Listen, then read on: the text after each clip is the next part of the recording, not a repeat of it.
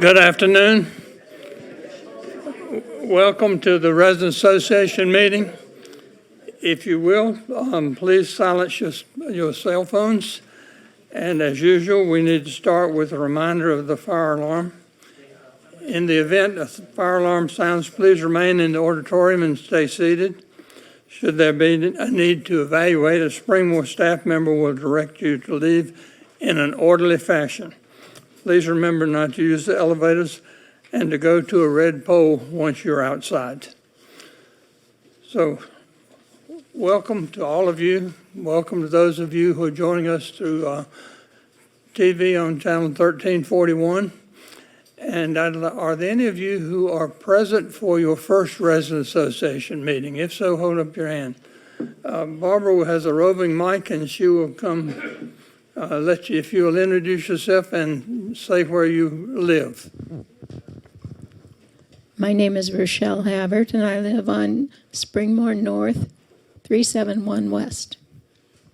Okay, thank you. Up front.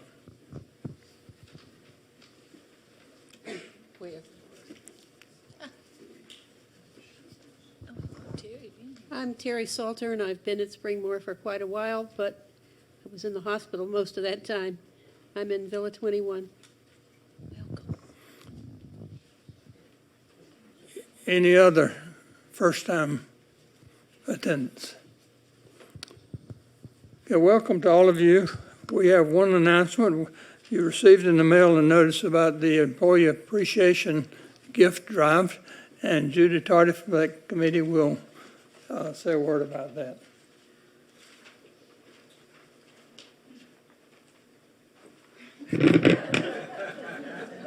I was just going to stand here and lean.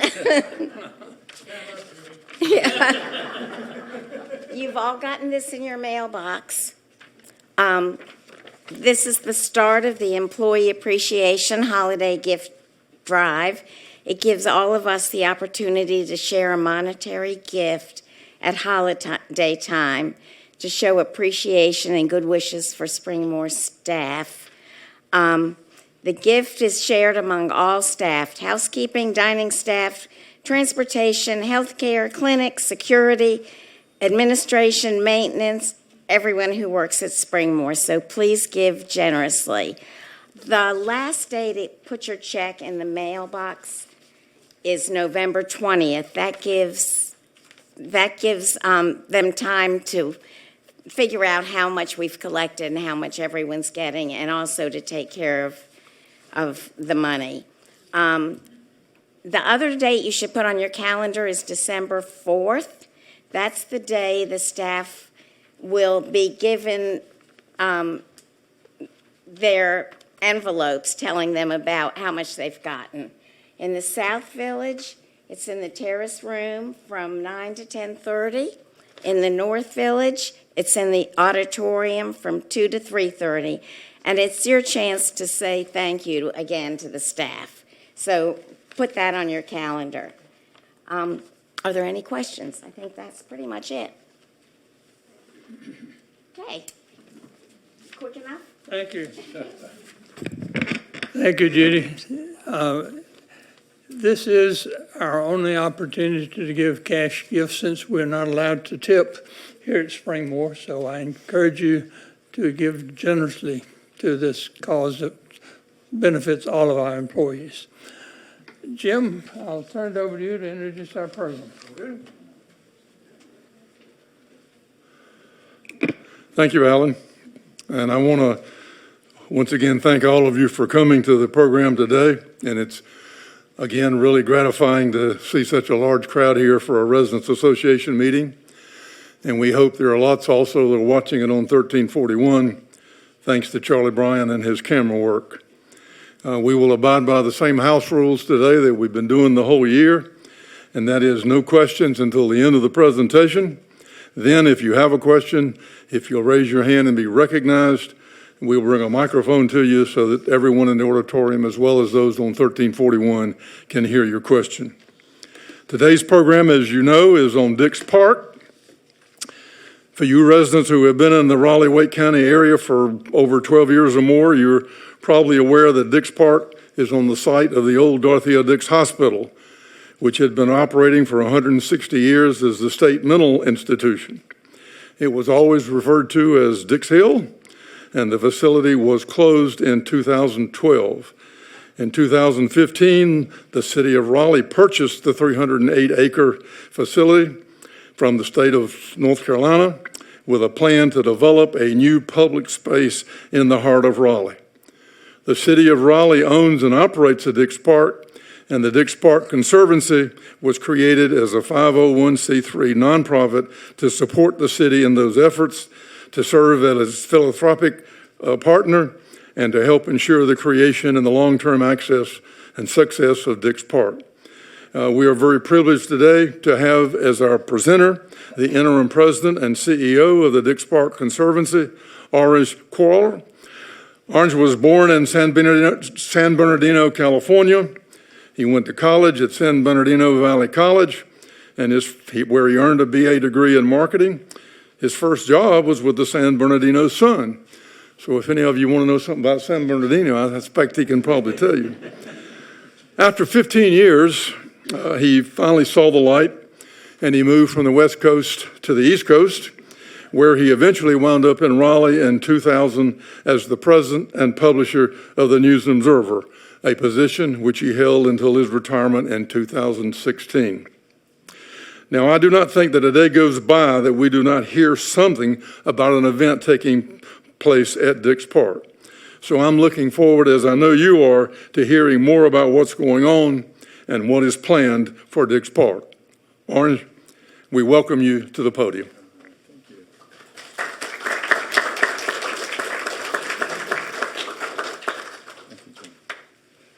Thank you, Jim, and good afternoon, everyone. Can you hear me? Yes. Great. I'm going to speak loud because I like speaking loud. You know, how's that? As Jim mentioned, I am the interim CEO of the Conservancy, and today is my start of my third week. So I've been doing this now for 2+ weeks. But I have a little experience because for 3 years I was chair of the Dix Park Conservancy. And for those of you not acquainted with the Conservancy, as Jim mentioned, our role is to be the financial partner with the city to help build the park. And to that end, the Conservancy set a goal 4 years ago to raise $75 million to help the city build the park within a 5-year period. And by the end of this year, so the end of our 4th year, we'll be at $72 million. So we've had a great response from the community, from individuals, and we're really excited about helping the city build this world-class destination park. And when I say destination park, you will see in the slides what that really means. This is not a city park. I want to make this real clear. This is very different than anything that you have seen or will see. And we like to say that our park will be as great as Central Park is to New York City and as great as Disney World is to Orlando. And our 308 acres will be unique, and you'll see one of the main features that will actually be completed in January, the Gibson Play Plaza, ahead of schedule, but we will not open it to the public until May. We want to get all the wrinkles out and make sure that we can handle the crowds. And we expect that first year to draw over 1 million plus to the park. So there is a lot going on, and I have been lucky enough to be involved since my retirement in 2016. Actually, Greg Poole, who is really the brainchild behind the park, came to me when I was still working at the N&O and asked me if I would get involved. And I said, no, Greg, that would be a conflict because I'd be rooting too hard for the park. So why don't you wait until I retire? And the day I retired, Jim Goodman called and said, hey, you made a promise to Greg. Welcome aboard. And I've got to tell you, it's been one of the true highlights of my career to actually be involved with something that is so unique. And it will be the last great park built in America near a downtown. There is no other city in America that has this much land within a mile of the core downtown. And so the architect, Michael van Valkenburg, who is a world-renowned architect, was so excited to get the opportunity to help build this park. And it's really going to be his last great design because he is going to be retiring. So you got a lot of emotion and people who really want us to have something special. So with that, it's greatness in the making, and some of you may have come to the community events we had in helping us put together the master plan. Excuse me. We actually had 64,000 people visit those community events over a 2-year period, and the council voted unanimously to approve the master plan in 2019. And we were all set to rock and roll, and guess what happened in 2020? So we got pushed back a couple of years, so we're actually 2 years behind where we thought we would be, but we're getting there. When we bought the park from the state, the agreement was they would stay there for 10 years and move off the park in July of 2025. Well, the state came to us about 6 months ago. Actually, they came to the city and asked if they could stay a little longer because things weren't going as planned with their new location on Blue Ridge. And the city, of course, being a good partner, said, of course, you can stay. How much longer do you want to stay? Oh, we want to stay till 2027. Well, if you all have been on Blue Ridge across from the Museum of Art, I mean, the building is up, you know, and so you got to ask yourself, well, what are they going to be doing for the next 2 years? That surely they're going to have the inside done. So we're keeping our fingers crossed that they will move out before January of 2027. And quite honestly, they're going to want to move out because people are going to be coming to the park, parking everywhere they can park, and their employees are going to get a little upset with that. So anyway, that's just give you some background. So some of the history, as you know, the park for 14,000 plus years was the original home of the indigenous folks, people of North Carolina. And in the 1700s, it became home to the Hunter Plantation for 150 years. And there are numerous members of that family who now gather once a year to have a celebration, bringing all the hunters together. And I want to say Mr. Hunter lived to be 113 years old. So he had a long, productive life. Of course, Dorothea Dix was the first real mental advocate for those with mental issues. Originally from the Northeast, she thought that states, counties, communities could do a better job in treating the mentally ill. And she, went up and down the state encouraging state houses to do better. And she got to our folks, and of course, our hospital was built in 1856 when it opened. And it stayed the hospital until 2012 when it closed, except for the one period during the Civil War when it was, I won't say run, but the Union Army took it over for about a year. And the story goes that they, if we, the citizens of Raleigh, didn't shoot at them and treated them nice, they wouldn't burn down Raleigh. So, and they didn't. So, I mean, there's some good out of that. And the hospital, of course, closed in 2012. And from that, as mentioned earlier, the city of Raleigh bought the park from the state. And so here we are. So that's a little background on the history. And here's a timeline. I don't know if I can move this down. Can we move this down? I don't want to mess this up. Anyway, I'll just read the timeline to you. Of course, 2012 it closed. Next year, the city will celebrate its 10th year of owning the park. The Conservancy was started in 2016, and one of our first big investments was to renovate the chapel, and I hope you all have had a chance to visit the Greg Poole All Faiths Chapel. It's really lovely, and it was originally built in 1956, so much of the interior is still the same. And the really cool thing about the chapel, if you go up to the second floor, especially in the winter, you can actually see downtown Raleigh. That is a great view.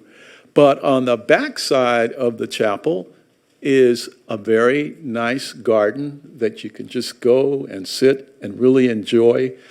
And thanks to a very generous donor, we're turning that into a healing garden. And that construction will start later on this year, so that actually there'll be a small little waterfall and just a nice, peaceful place for you to go and enjoy. As I mentioned, Play Plaza will be done in January, but open to the public in early May. A reminder, it's 308 acres of hills and mature trees. And how many of you are aware of Rocky Branch that runs along Western Boulevard? Right? A lot of people don't realize that there's a wonderful creek that runs 1.2 miles.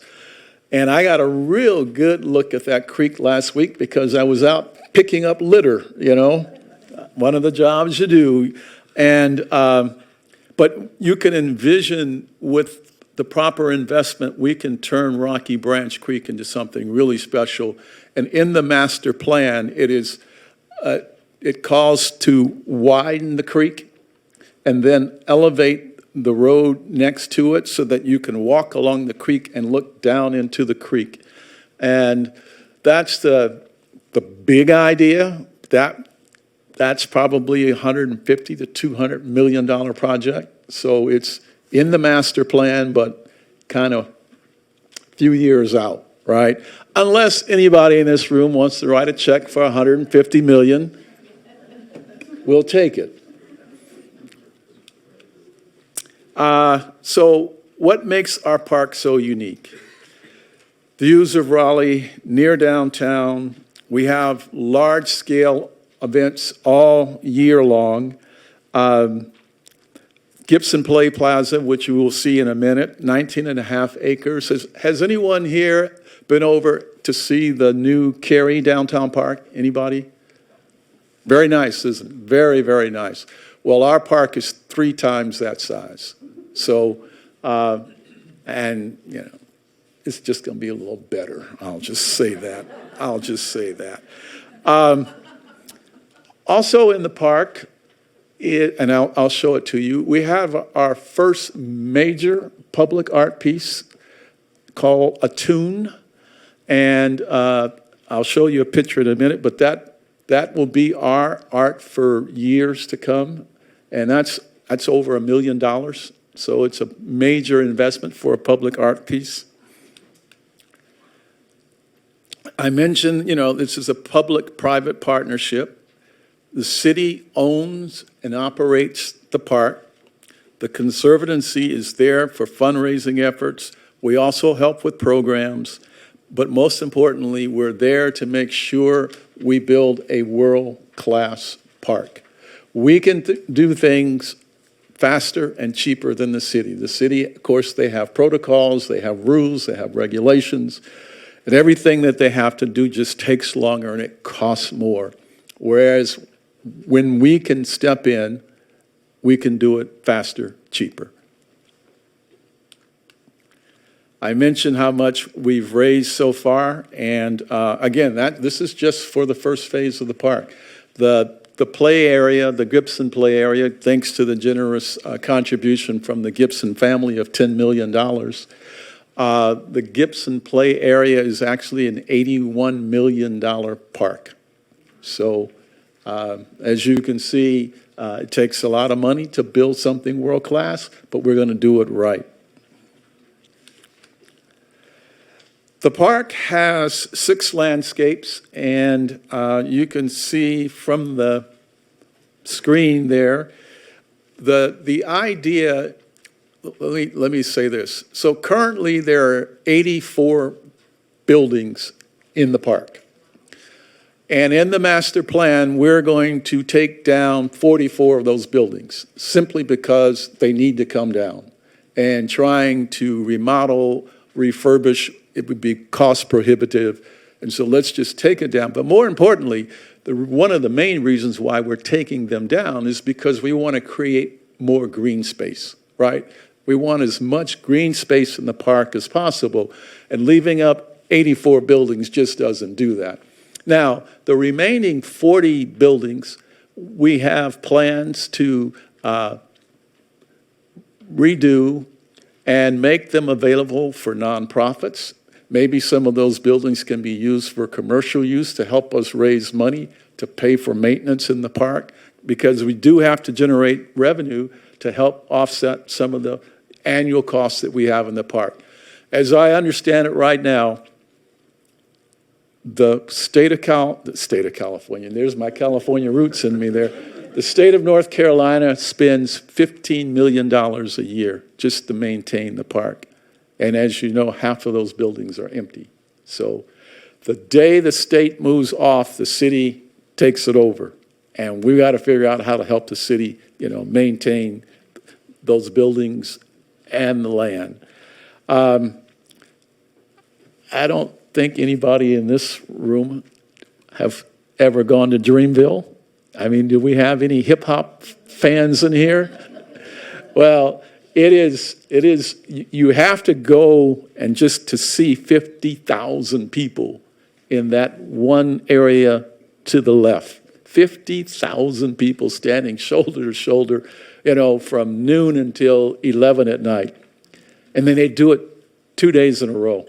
I went out there a couple of years ago, and after about 10 minutes, I looked around, I went, I am definitely in the wrong place, And it didn't take me long. Okay, I've been here, done that. Let me get out of here.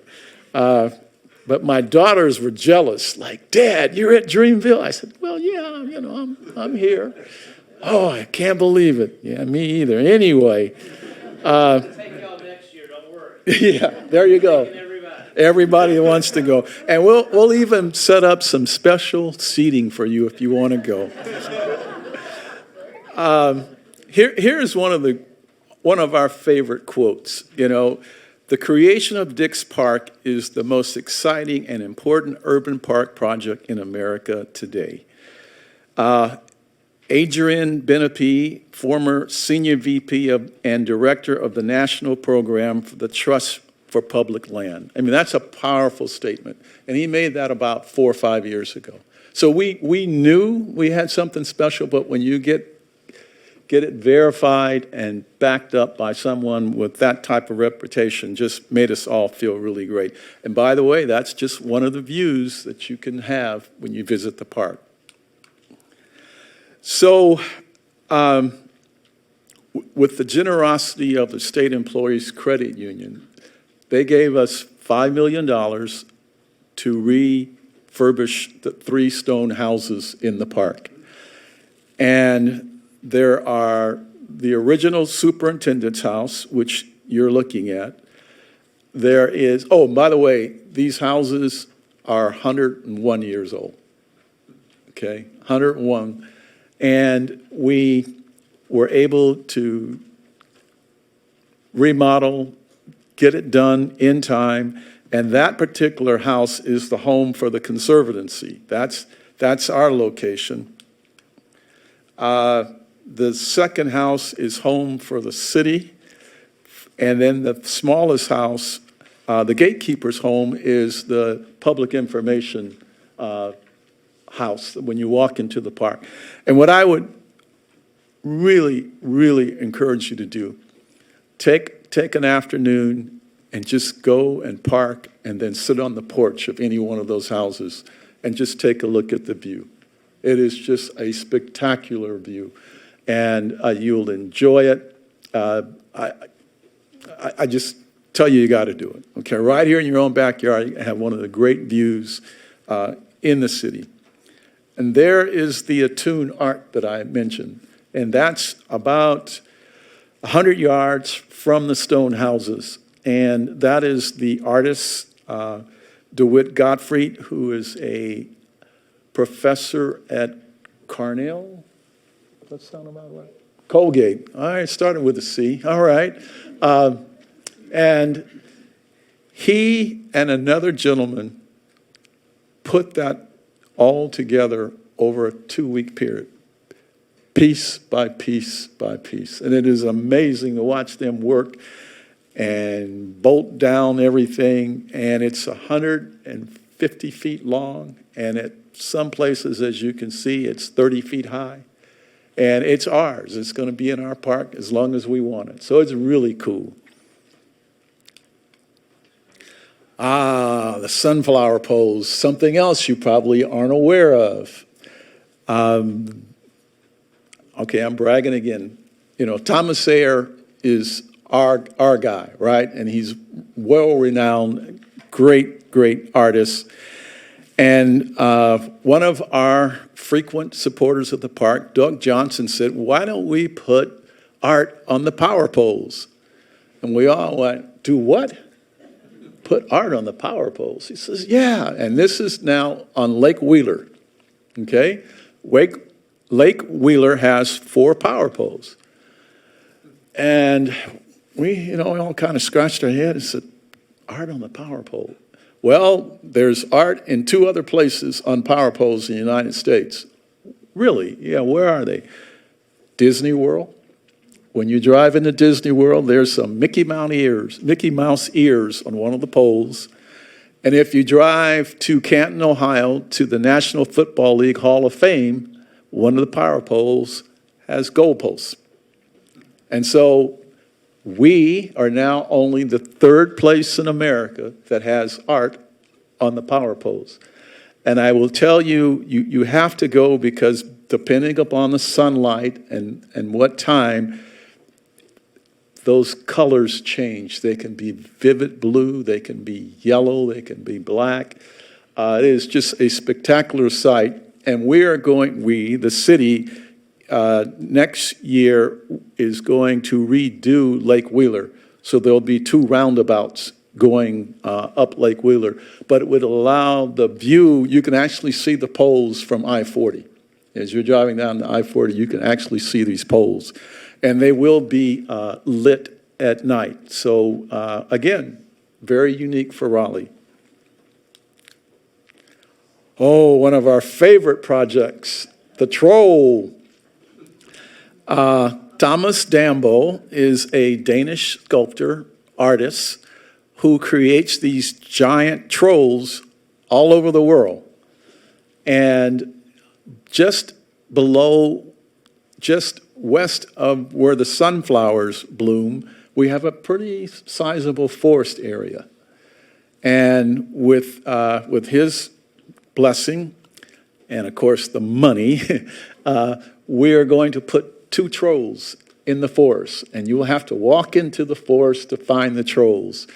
And it is going to be really cool. What's really nice about it, he will create and design the head of the troll in Denmark and bring that over here.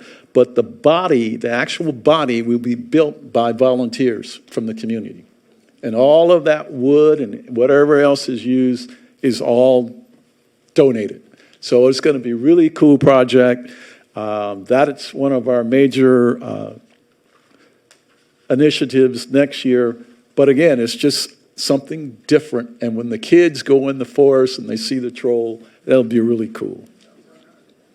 We're still trying to come up with a name for the trolls. I had suggested early on that the face should be that of Jim Goodman, but, Jim's, as you know, he has just been unbelievable in his support of the park, and along with Fletcher Foundation. But just for a joke, I said, well, Jim, we ought to just make that head, make that head yours. So I mentioned the chapel and the healing garden. As you can see, hopefully you can see on the backside where we're putting in all the things that I mentioned, including a small water feature, benches. It's just a place to just go and meditate, relax, bring your friends, or just, do something that you enjoy by yourself in a very comforting place. The flower cottage, this is new. Yeah, all right, now I know what it is. All right, so the flower cottage has been redone again by the Conservancy a couple of years ago. And when the Gibson play area opens, the flower cottage will be one of the places where you can actually go and get hot food. So hot food will be prepared there.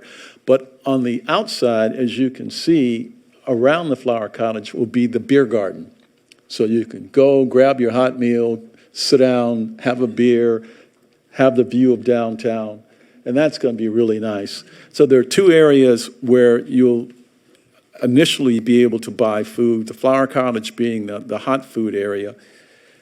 And I mentioned Gibson Play Plaza opening in the spring of 2025. As you can see how large it is, and let's see if I can get this to work. This is called the Brown Building. And our goal is to raise enough money over the next couple of years to remodel the Brown Building so that half of it will be a food hall on one side, and the other half will be public space, public offices that people can rent out, use for community events and such. And that hopefully will be built in the next 18 to 24 months. But here's Gibson Play Plaza, and the House of Many Porches is right here, and I think we have a slide on the House of Many Porches. Another place you should just go and check out. It is very special. Let's see if I can keep doing this. One of the features for the play area, and by the way, the Gibson Play Plaza will have something for 2-year-olds up to 80-year-olds. All right? It's not just a children's play area. It's something that we all will be able to enjoy. 82 works too. Yeah, 82 works too. But it is, everything about the park is designed for people to enjoy. And all of the amenities are being constructed by a company in Germany, so you have German construction, and it's built to last. And until you actually see it, you'll truly understand. There will be a waterfall next to the splash area, and then on top of the waterfall, there will be a fish pond. So you can walk up and look down into the pond, and then that's going to be another really cool feature. Again, we want this to be the most unique experience that you can have for free. For free, that's the thing we like to say. And a lot of fun, and for your enjoyment, because we want the people who have been so generous for our efforts here to really feel good and proud about their Dix Park. I mentioned Rocky Branch. Again, anybody who's got that extra 150 million, let's talk afterwards.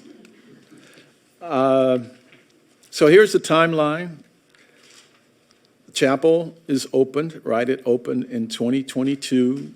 Gibson Play Area opens next year. Rocky Branch is the big long-term project.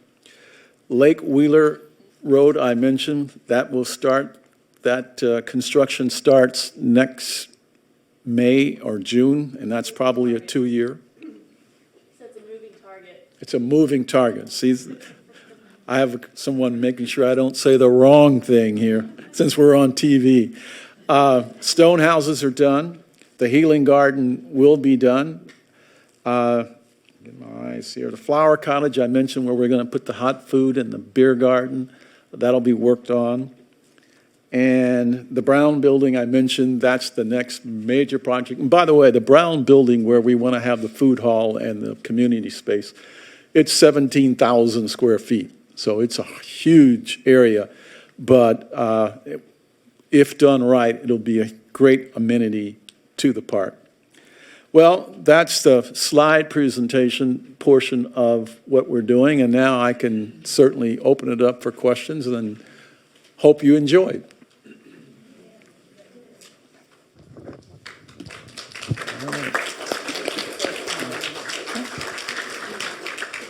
Yes. Better get a mic over Okay. here.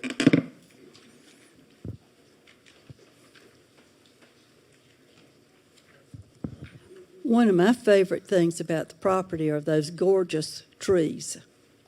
And is a lot of effort being made into protecting the trees and making sure that they're not come down just for Right. convenience or whatever? Absolutely. We are very aware of the importance of those trees. In fact, we're actually planting more trees. And when the trees do come down, either by Mother Nature or by necessity, we don't throw them away. We have a wood specialist. There's another name for it. Come up here, Anna, and It's only his third week, y'all. go ahead. So, with the park, we do a lot of, during construction, we do take caution to preserve a lot of the 100-plus-year-old, especially the willow oaks and the Gibson Play Plaza. Being urban trees, an urban park, a lot of our trees last. They don't live the 300 years that, for example, an oak in a forest would live, right? So a lot of times people see a tree that's come down. It's not often because of construction and often because it has reached the end of its life. But as Orage was saying, the ones that aren't completely hollowed out, we work with a local wood shop and furniture designer, Raleigh Reclaimed. And they've created a lot of really great pieces for us. So for the Conservancy, they've made some beautiful conference table out of this pecan wood that we have. If you go to the Visitor Center, the display cases are made from oak. That is from trees felled on the property. And then in the future Gibson Play Plaza, they've created all sorts of things. So they have around the house of many porches that Orage mentioned, which will be a concessions area. In a retail space, there are some arches that welcome people into kind of the plaza where the house sits that are made of wood from the property. There's a sensory and herb garden that all the tall planter boxes are made with wood from the property. And they're also creating benches and picnic tables for the Gibson Play Plaza. So, we're a park and we're trying to reuse as much as possible. And we do have some really beautiful old willow oaks in the Gibson Play Plaza that we are preserving. Thank you, Anna. Yes.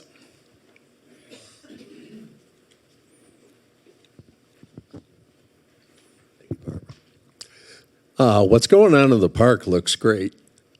Equally important is what is planned for development around the park. And does the Conservancy have any influence on that?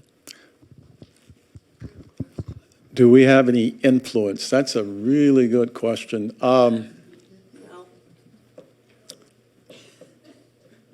If the developer talks to us we can certainly give them our opinion, but it's their money and their project. And as long as it's not in the park, we really don't have any official say-so. As we speak, there are two twin 20-story apartment complexes across the street that will look into the park. John Kane, of course, has his Downtown South project on the books. And my understanding at the last accounting planned around the park, not in the park, but around the park, is $3 billion in development. So what I hope, and we gave them the money to design a new farmer's market, because we think ours is a little dated, but they haven't passed the money to redo it. But we hope the farmer's market gets redone, bring it more up to date. So that's kind of indirect influence, if you will, but the private developers, when it's not on the park, if they talk to us, we'll give them our 2 cents, but it's their money and their project. Although I will say that one of the developers gave us $500,000 for the park, so that was very generous. Yes, yeah. Did I see it? Oh, I'm sorry. Yes. Will there be commercial development on parkland? No, we don't plan any commercial development. Well, let me back up. I can't say that. There could be, because as I said earlier, some of those buildings, we've got to figure out how to monetize those buildings. But to what degree and to what type of development, we just don't know yet. We're actually going to hire a planner who he or she has done this elsewhere to figure out what we can do. So, but we, the Conservancy, don't have those plans. Yes. Yes.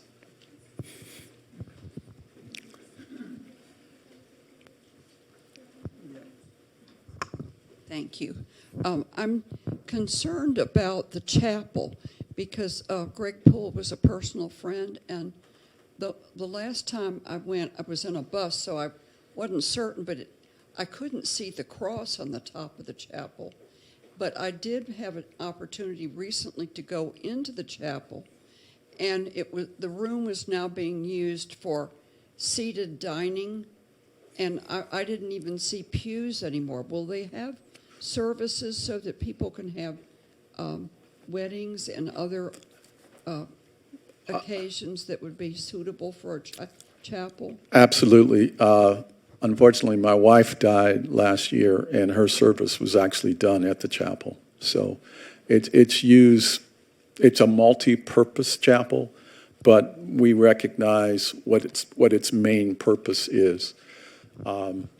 But we want to have more weddings, right? We don't want to have more funerals, more weddings. Yeah, we'd like to have more weddings and fewer funerals. But we're very sensitive to the history of the chapel. And again, it's one of those assets, those jewels that we have. And if you drive up, it is just a great sight. But thank you for the question. Yes.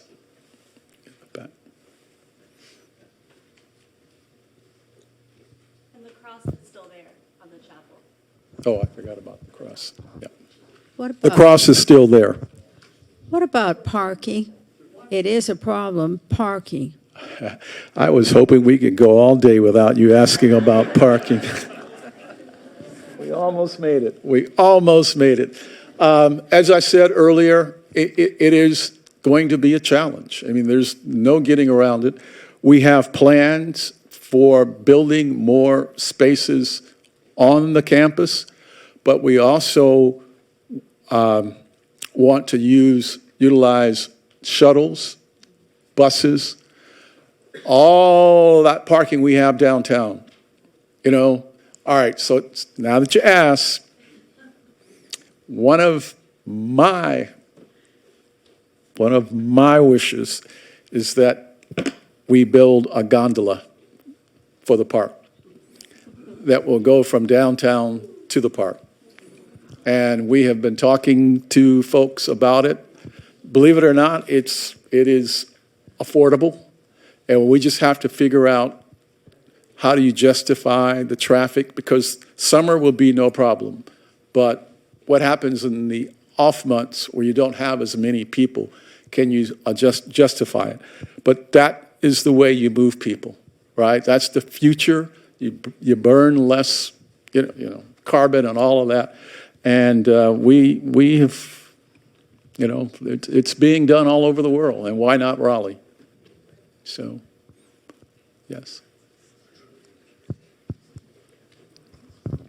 Do you have plans for like walking pathways, hiking, or biking trails? Yes, there are some trails there, but to complete the trail that we want in the park, we need another $2 million. The county gave us $1 million, and so we've already spent that putting in sidewalks and other things. But to do the whole loop within the park, we need another $2 million. But that's in our 10-year plan, and it's going to happen. Yes. Yes.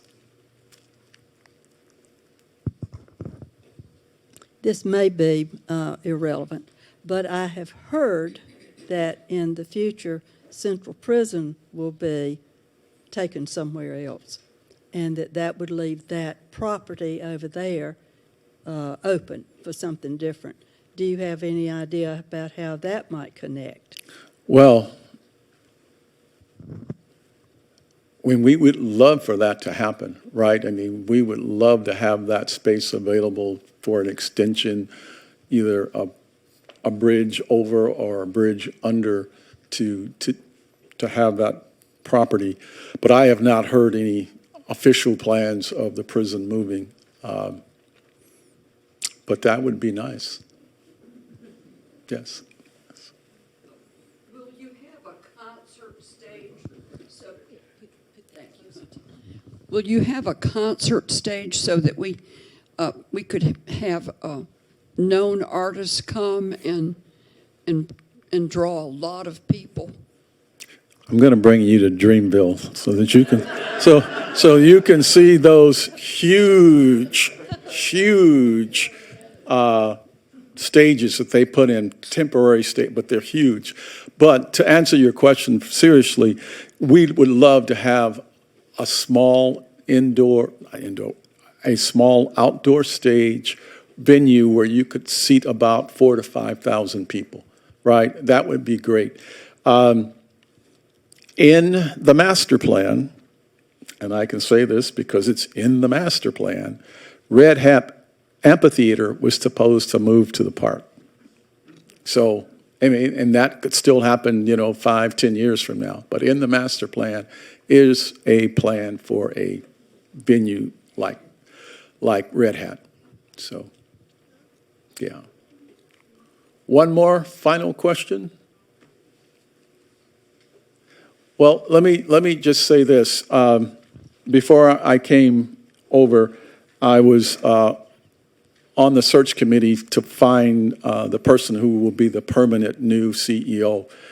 And the person, the first couple of people we talked to asked us, well, what's unique about the park? And we all had our, but to a person, as I said to you earlier, we have a jewel here, and it's very special, it's unique, and we have an obligation, we being the Conservancy, to make sure that the city builds a world-class park.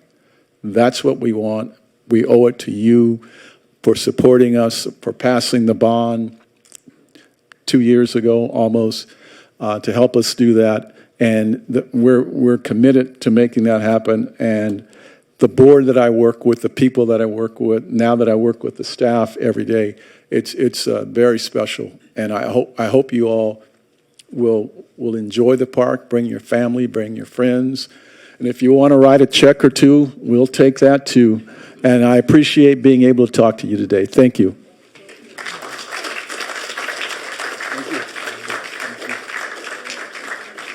Thank you, Araj. That was a very informative program, and we certainly realize that we have a jewel here in the Dix Parks campus, and we appreciate your answering and being here today to answer some of the questions that we might have, and so we can look forward to what's coming in the future. Incidentally, some of you know, because you probably were on the trip, but Springmore recently took a couple of busloads of residents out to the park, and I was not able to go, but the ones that I talked to that went were very impressed with what they saw and what they realized could be in the future. Now, Raja's got a 4:30 meeting, so he's going to probably have to jump up and go to that, but Anna Torres is also with the Conservancy. She's going to be outside at the table, and she's got some other information she can pass on to you if you'd like to have it, and she can answer any questions which you might have in case he skips out and goes to another meeting, which he's already told me he has to do. Our program for next month will be the last program in the 2024 series, and it will be an entertaining musical program. The Cardinal Singers of Raleigh, a volunteer women's chorus. They sang in a Residents Association meeting a couple of years ago in 2022, and they always have a very interesting and varied repertoire. Since they will be here on Veterans Day, Director Beam has indicated that she will also have some patriotic songs that they will be including in their repertoire this year. And that meeting will be Monday, November the 11th at 3 o'clock in the auditorium, or if you can't make it here, it's always on 1341.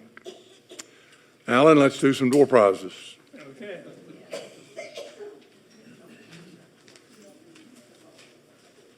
Will you pull a red ticket first? I will pull a red ticket. Just one? Just one. All right, there we go. Thank you. Red ticket number is 026778. Last three numbers 778. Oh, my goodness. I swear it's mine. And I didn't win last month. He did. It's a, I just looked down at it. it looks, Check that, Dick. I believe that's right. Blue ticket. Pull a blue ticket. Blue ticket. All right. All right. Blue ticket. Harder to read. 1480375. Right.